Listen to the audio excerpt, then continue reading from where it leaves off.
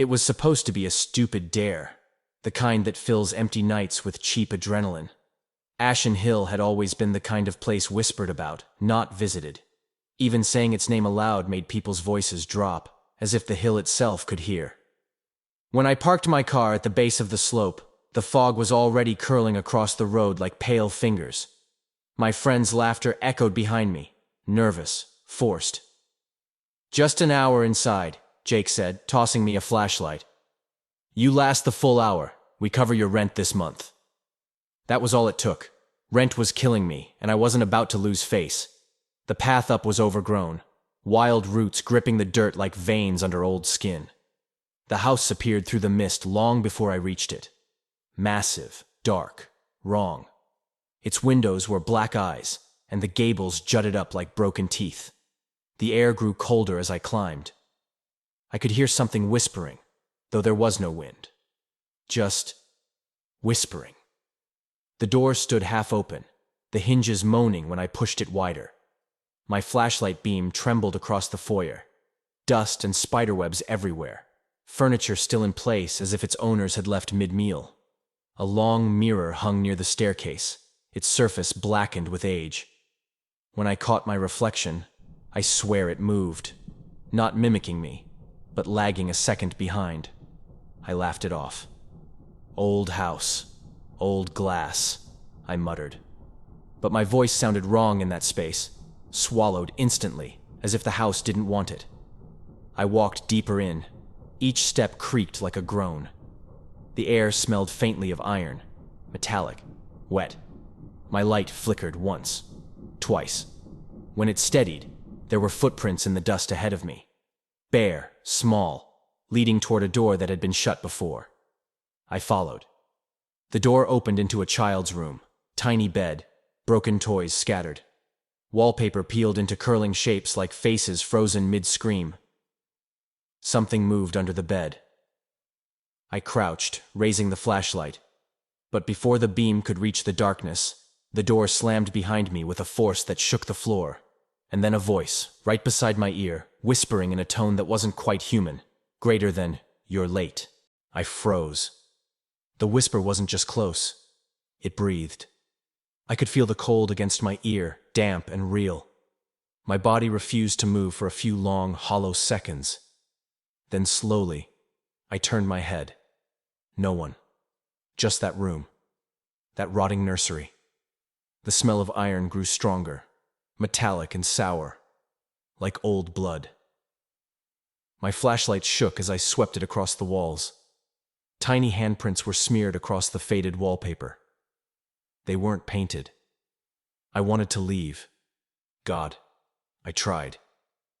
I grabbed the door handle, but it wouldn't budge. Jammed or locked from the outside. I pounded on it, shouting for my friends, but my voice went nowhere.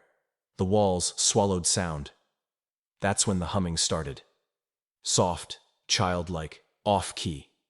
A lullaby. It came from the corner near the mirror. I hadn't noticed it before, propped up against the wall. A tall oval mirror framed in tarnished silver, its surface cracked down the center. My reflection stared back, pale, wild-eyed. But there was something else. Behind me. A small figure. A girl, maybe 8 or 9, in a white nightdress that looked gray with age. She stood perfectly still, her eyes too wide, her mouth twitching in a faint smile that didn't reach her face. I spun around. The room was empty. Heart hammering, I turned back to the mirror. The girl hadn't moved, but now her hand was pressed against the inside of the glass, inside, leaving a perfect print that fogged as if she were breathing behind it. Then, the humming stopped. Her mouth moved. At first, I thought she was mouthing "help me." But no, I saw it clearly, syllable by syllable. Greater than, "Don't look away." The crack in the mirror began to spread, spiderwebbing outward with a shrill, keening sound. I dropped the flashlight, its beams spinning wildly across the floor. Shadows twisted in its wake. When I reached down to grab it, the mirror shattered. But the sound wasn't of glass breaking. It was more like something tearing. Cold air rushed out, and the lights died completely. I felt fingers brush against my ankle. Small. Cold. holding on. And in the darkness, that whisper came again. Lower now, almost amused. Greater than you shouldn't have come alone. When I woke, the room was silent again. I don't remember falling, only the sound of breaking glass and something cold closing over me. My flashlight lay a few feet away, its beam dim and sputtering. The mirror was gone. Only shards of silvered glass remained, scattered across the floor like pieces of frozen light.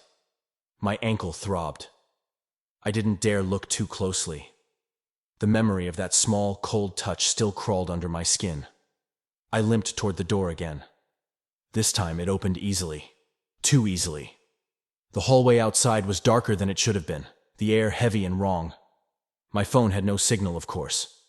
Every shadow looked alive, as if the darkness itself was watching.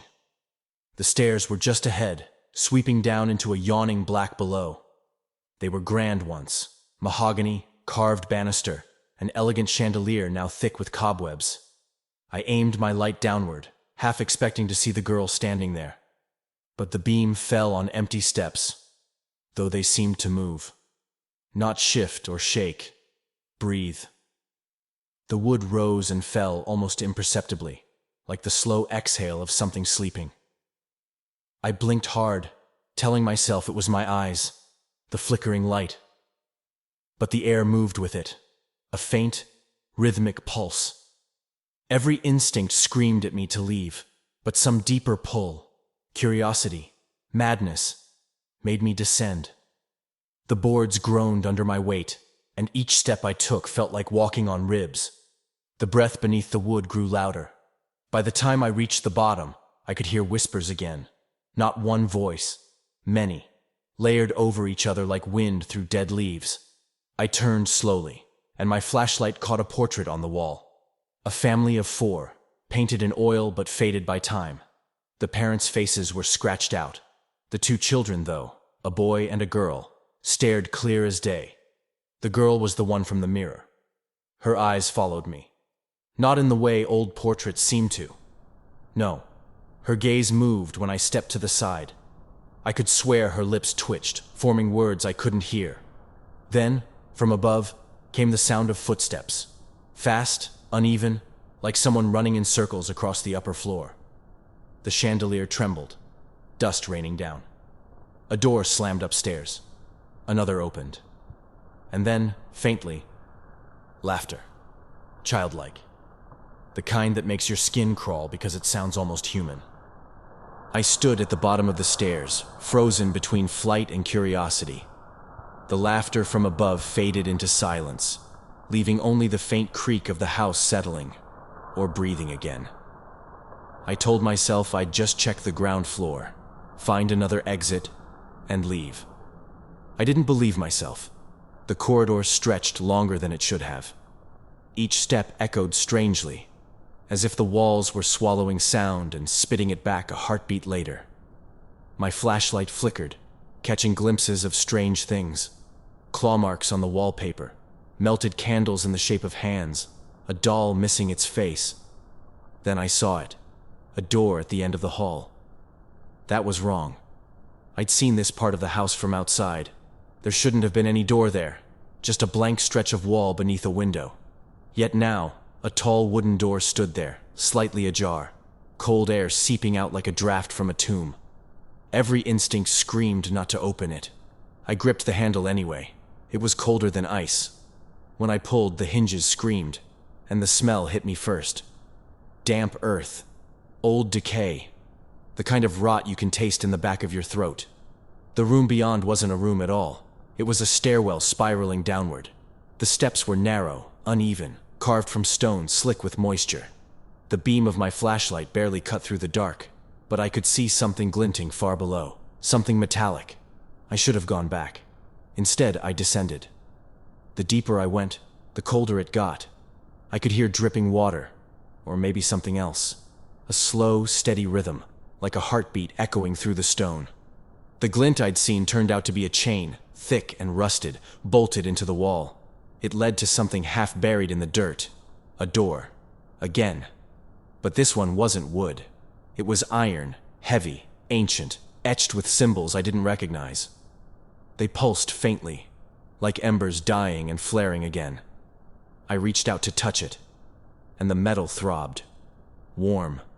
Alive. Then, behind me, from the top of the stairs, came a sound that froze my blood. A soft, dragging shuffle, followed by the faintest giggle.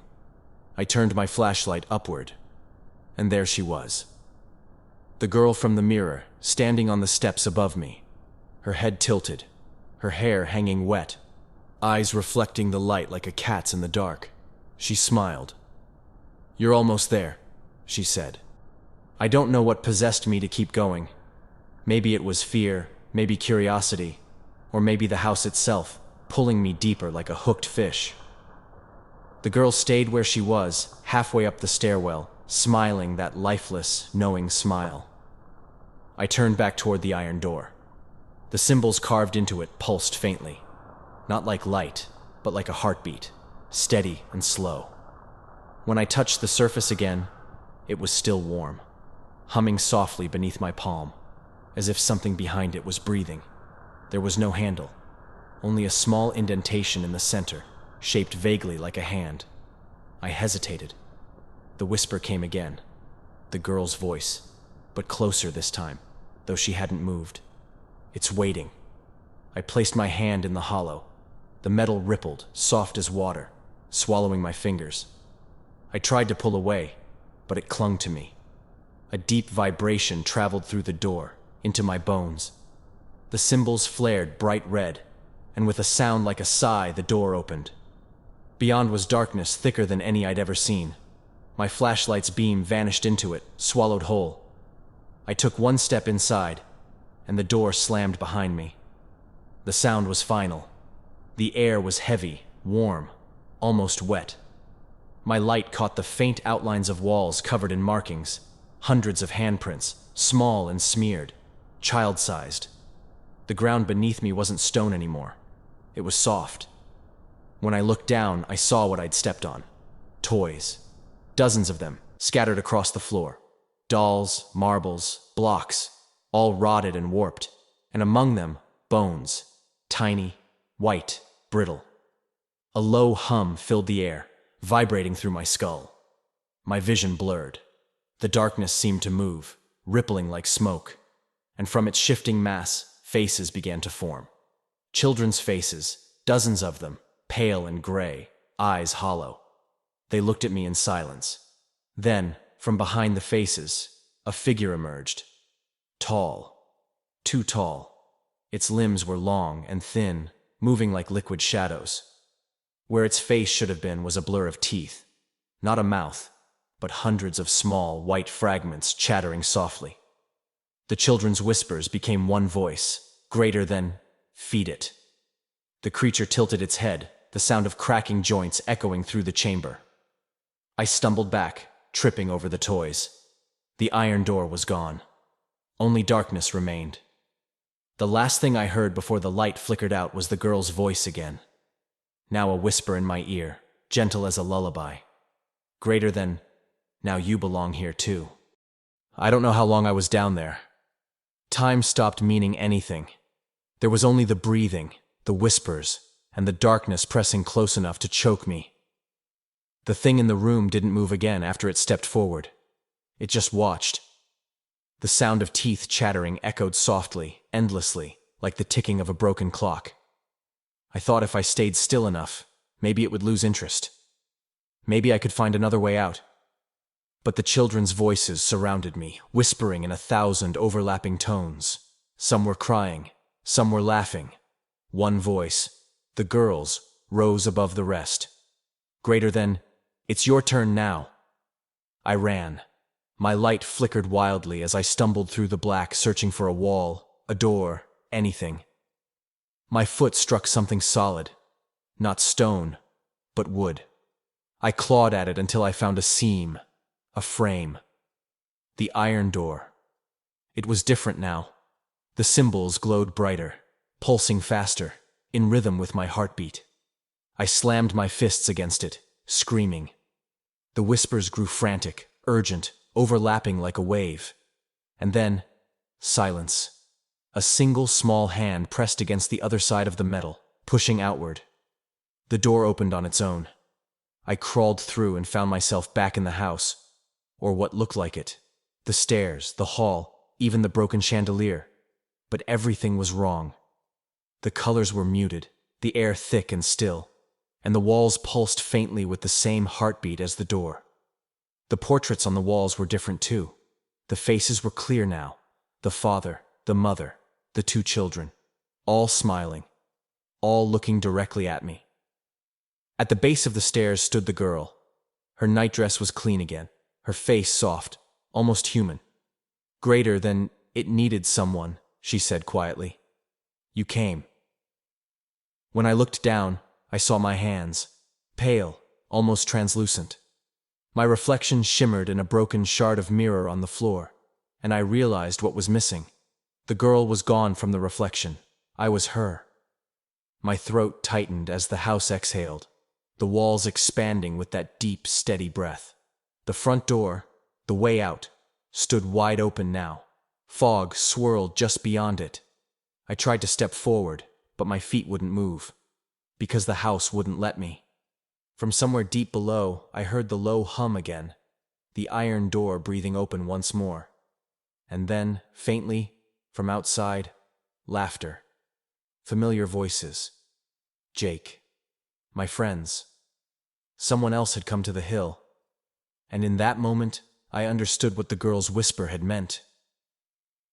The house doesn't haunt you. It keeps you. The door downstairs slammed shut, and the house began to breathe again.